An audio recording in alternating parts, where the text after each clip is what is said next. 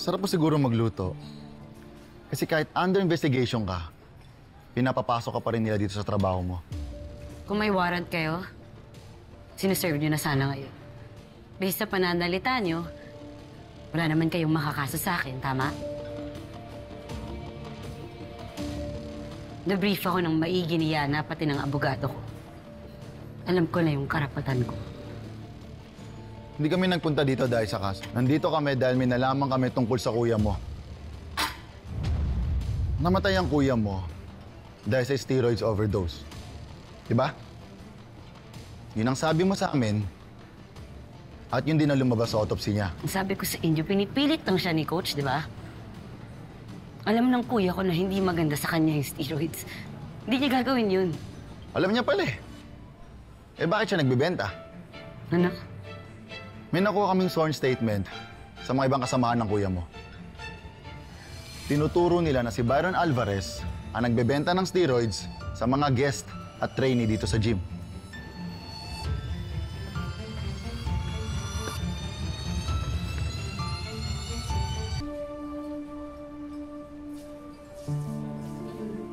Hindi totoo to.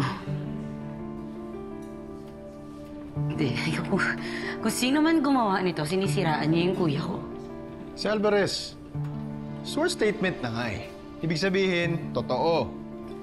At na-verify na rin to sa cybercrime team namin. Na si Byron Alvarez talaga ang send ng mga messages na to. Hindi. May nagkamali sa inyo.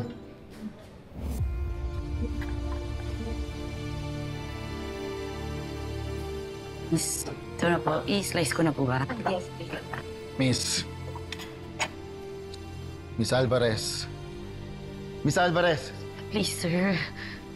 Nagtatrabaho ako. Nagpunta kami dito dahil may nalaman kami tungkol sa kuya mo.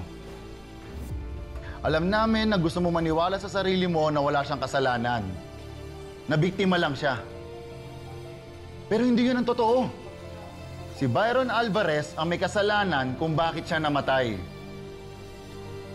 Kuya mo may kasalanan kung bakit siya inatake sa puso.